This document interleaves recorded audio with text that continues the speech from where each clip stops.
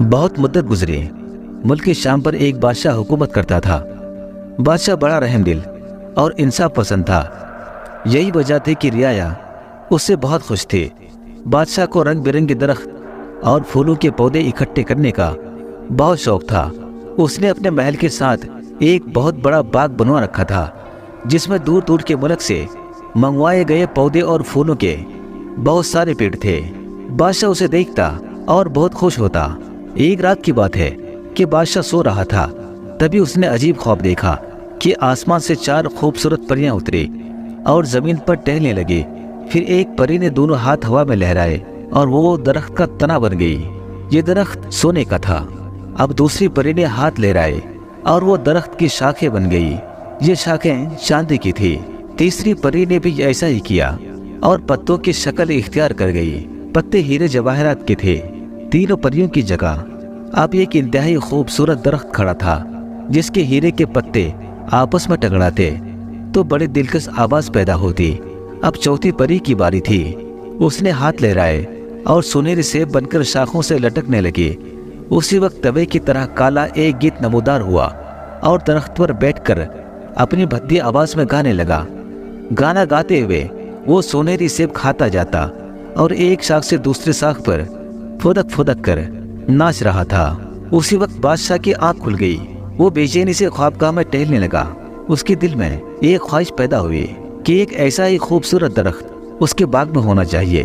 صبح ہوئی تو بادشاہ نے اپنے تمام شاہی نجومی کو اپنے پاس بلائے اور انہیں اپنا خواب سنا کر ان سے پوچھا کہ اس کا مطلب کیا ہے اور یہ پریاں کہاں ہیں، یہ درخت کہاں ہے اور میں اسے کیسے حاصل کر سکتا ہوں، اور اتنے خوبصورت درخت پر بیٹھنے والا کالا گدھ کیا تھا۔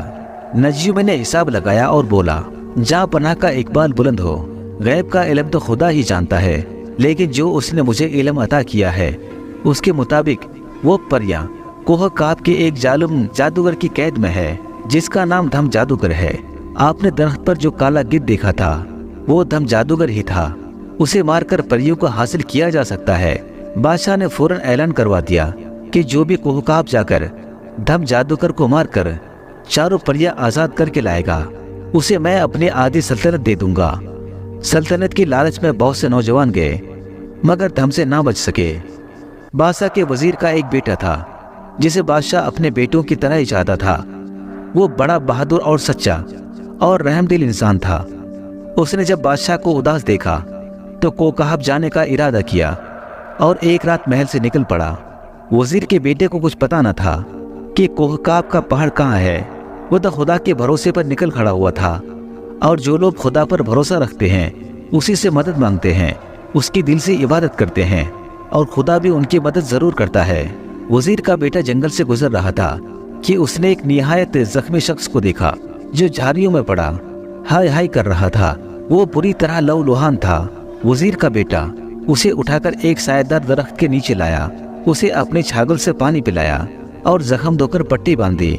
اس شخص نے بتایا کہ وہ ایک سوداگر ہے جسے ڈاکو نے لوٹ لیا۔ ڈاکو نے اس کا دولت چھین کر اسے یہاں زخمی حالت میں پھینک گئے ہیں۔ اس کے بعد اس شخص نے پوچھا، اے نیک دل انسان، تو اس بھیانک جنگل میں اکیلا کیا کر رہا ہے؟ وزیر کے بیٹے نے اسے ساری بات بتائی تو وہ کہنے لگا، میں تمہاری اور تو کوئی مدد نہیں کر سکتا، مگر مجھے ایک منتر آتا ہے جس سے انسان جانوروں اور پرندوں کی بولیاں سمجھ سکتا ہے۔ میں وہ منتر تمہیں بتائے دیتا ہوں، شاید یہ تمہارے کسی کام آ سکے۔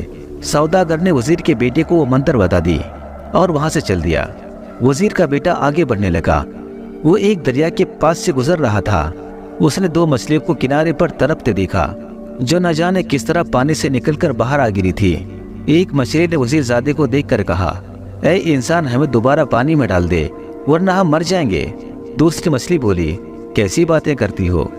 یہ آدم ذات بھلا ہماری زبان کس طرح سمجھ سکتا ہے، اور ویسے بھی انسان تو ہمیں بھون کر کھا جاتے ہیں۔ وزیر کا بیٹا ان کی باتیں سمجھ رہا تھا۔ اس نے دونوں مچھلیوں کو اٹھایا اور جھیل میں پھینک دیا۔ مچھلیوں نے پانی میں غوطہ لگایا، پھر سر اٹھایا اور بولی، ہم ہمیشہ تمہیں یاد رکھیں گے، تم نے ہمیں موت سے بچایا ہے۔ کاش کبھی وہ وقت بھی آئے جب ہم تمہاری مدد کر سکیں۔ ایسا وقت آیا تو تم پانی کی طرف منہ کر کے کہنا، آؤ مچھلیوں میری مدد کرو، ہم جہاں کہیں بھی ہوں گے तुम्हारी मदद के लिए फौरन पहुंच जाएंगे। अच्छा, खुदा हाफिज। मछलियाँ गोता लगाकर पानी में चली गई और वजीर का बेटा आगे बढ़ने लगा। कुछ आगे जाकर उसने चूटियों की एक लंबी कतार देखी। उसी वक्त उसे चूटियों के मलका की आवाज़ सुनाई दी। काश ये इंसान इस रास्ते से हट जाए, वरना इसके पांव तले आकर मेरी रियाई की बहुत बड़ी तादाद हलाक हो जाएगी। वजीर के बेटे ने जब ये सुना तो वो दूसरे रास्ते की तरफ मुड़ गया। चूटी की मलका चिल्लाई, मैं हमेशा तुम्हें याद रखूंगी। हाँ, अगर कभी तुम्हें मेरी मदद की जरूरत पड़े तो तुम मुझे पुकार लेना। वजीर का बेटा चला जा रहा था कि उसे मदद मदद की आवाज़ सुनाई दी। उसने इधर उधर देखा, वहाँ कोई नहीं था, मगर मदद मदद की आवाज़ आ रही थी। वजीर के बेटे ने कान लगाकर सुना तो मालूम हुआ कि यह आवाज़ सामने की झाड़ियों में से आ रही है। वो उस तरफ बढ़ा तो देखा कि एक बौना इंसान झाड़ियों में फंसा हुआ है। ये बौना इंसान एक अंगूठे के बराबर था। वजीर के बेटे ने उसे उठाकर अपने हाथ की हथेली में रख लिया। बौना कहने लगा, मैं इस जंगल के बोनों का बादशाह हूँ। मेरी सल्तनत एक दरख्त के नीचे गाड़ में है। आज मैं गाड़ से निकलकर बाहर सैर कर रहा था कि एक चील ने मुझ पर झपटा मारा और मुझे पंजों से उठाकर ले उड़ा। मैंने शोर मचाया तो उसने घबराकर मुझे छोड़ दिया और मैं आकर यहाँ झाड़ू में गिर गया और मैं आकर एक झाड़ियों में गिर गया।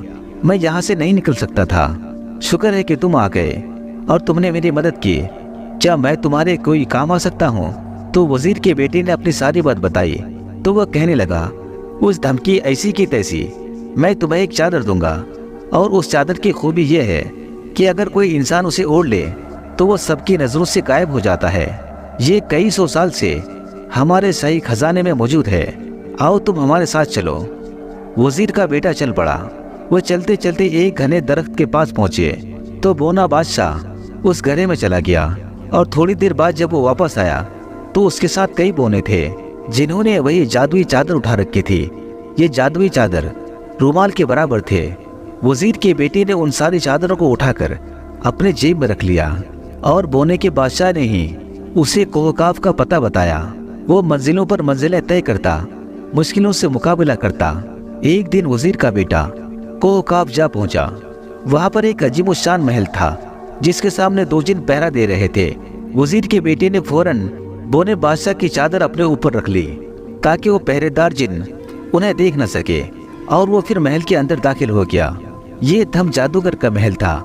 जो ही वजीर का बेटा महल के अंदर दाखिल हुआ तो वहां पर एक मैना चिल्लाने लगी, धम होशियार, खबरदार, महल में बाहर का कोई इंसान घुस आया है। खबरदार खबरदार। धम उस वक्त पलंग पर सो रहा था। हड़बड़ा कर उठा, फौरन सामने वाले दीवार पर फूंक मारे। दीवार पर एक खोपड़ी की तस्वीर उभर आई जिसके मुंह से सुर्ख जुबान लटक रही थी। धम चिल्लाया, मुकद्दस खोपड़ी कौन है जो मेरे महल में घुस आया है? वो पहरेदार जिनों से किस तरह से बच गया? मुकद्दस खोपड़ी की जुबान हिली और आवाज आई, धम, वो तो मुझे भी नजर नहीं आ रहा है, लेकिन मैं उसकी बू सूंघ सकती हूँ। वो कोई इंसान है मगर उसके पास कोई ताकत है, तभी तो वो मुझे दिखाई नहीं दे रहा।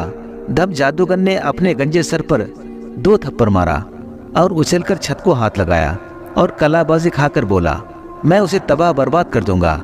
वो मेरी ताकत का मुकाबला नहीं कर सकता। इतनी देर में वजीर का बेटा जादूगर के कमरे में दाखिल हो गया।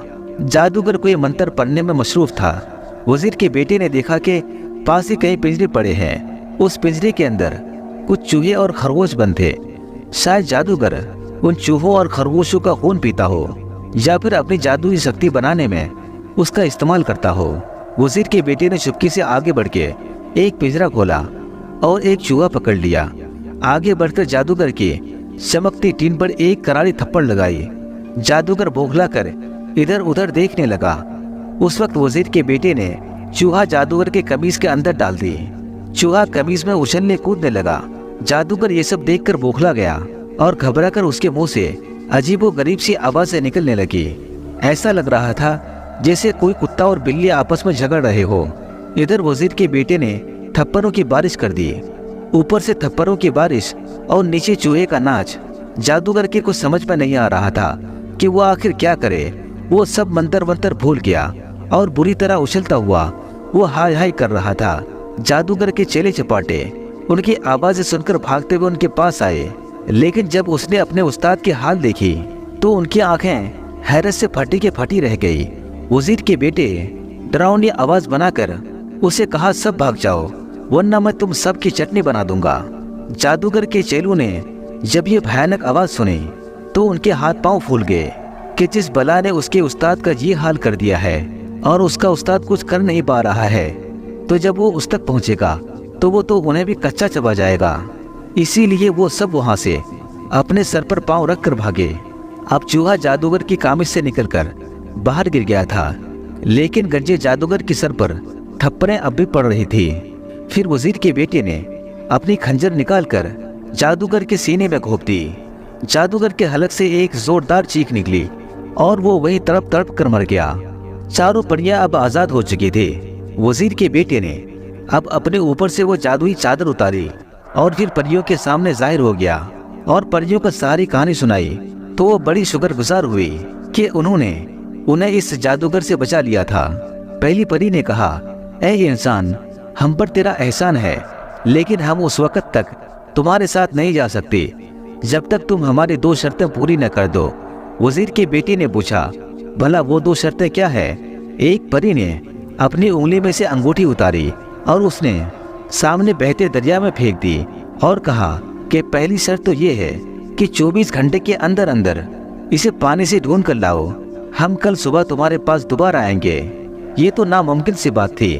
وزیر کا بیٹا دن بھر دریا میں گوتے لگا لگا کر پریشان ہو گیا، لیکن انگوٹھی نہ تو ملنا تھا اور نہ ہی ملا۔